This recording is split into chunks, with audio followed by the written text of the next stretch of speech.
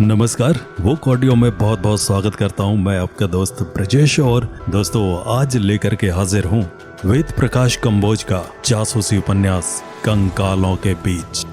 और चलिए बढ़ते हैं कहानी में आगे की ओर। बांग्लादेश को मुक्त हुए लगभग 1.5 साल हो गया, किंतु आपको आज भी उस भयानक समय के विभत्स अवशेष कंकालों के रूप में इधर उधर छितराए हुए मिल जाएंगे। आप जानते हैं कि हमारा देश बहुत छोटा है, यहाँ पहले से ही भीषण गरीबी थी।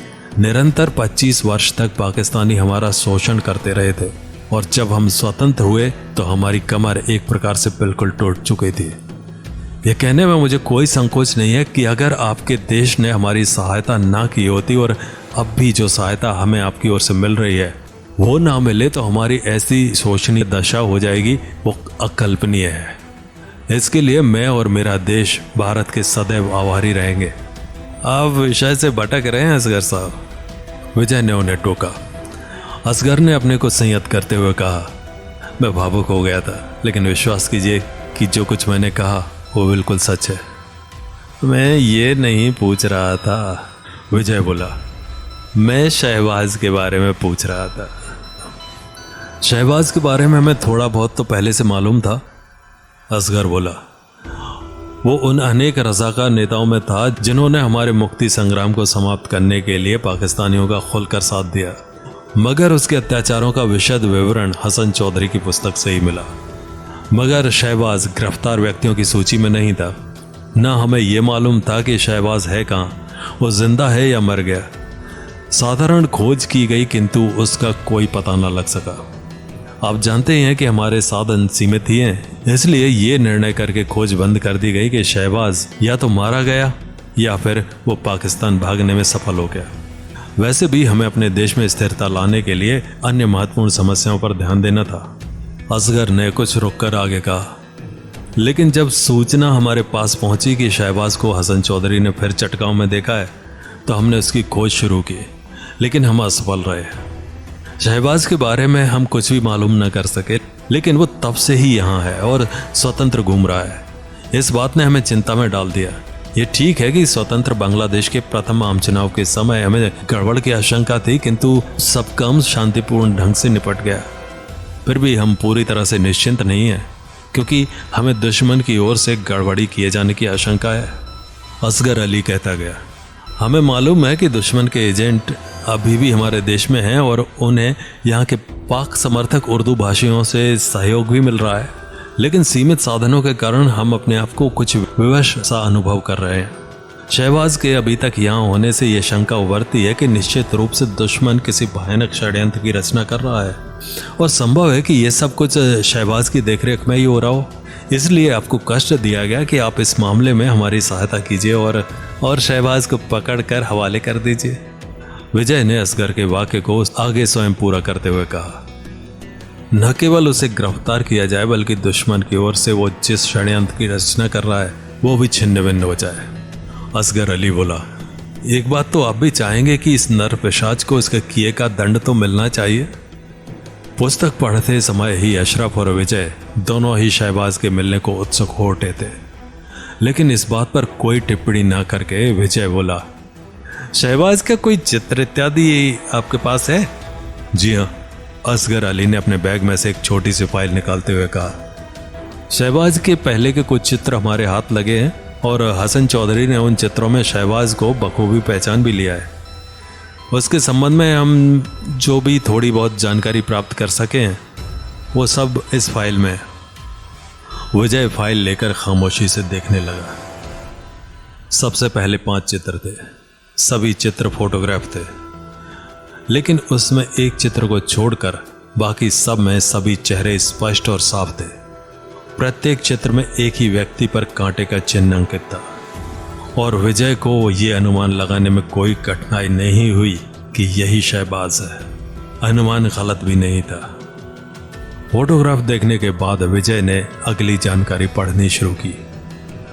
आगे की जानकारी संक्षिप्त और एक व्यक्तिपरक विवरण से अधिक महत्वपूर्ण नहीं थी।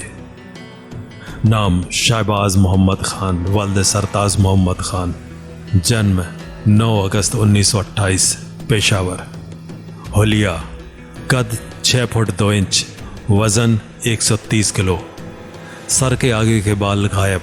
विवरण: मुक्ति संग्राम से पहले जैसोर का एक महत्वपूर्ण व्यापारी, शिकार का शौकीन, बंगालियों के लिए हृदय में भीषण घृणा लिए हुए, पाकिस्तानी अधिकारियों से अच्छे संबंध, मुक्ति संग्राम के दौरान बंगालियों पर नृशंसतापूर्वक अत्याचार करने के कारण घोषित युद्ध अपराधी, अभी तक फरार।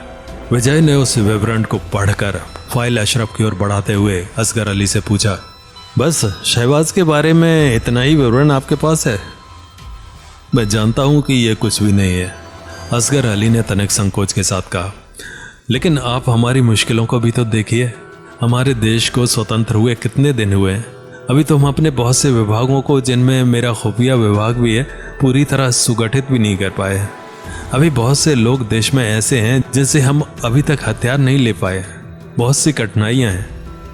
विजय ने असगर अली की बात पर कोई ध्यान न देकर हसन चौधरी से पूछा, तुमने चटगांव में शहबाज को कहाँ देखा था?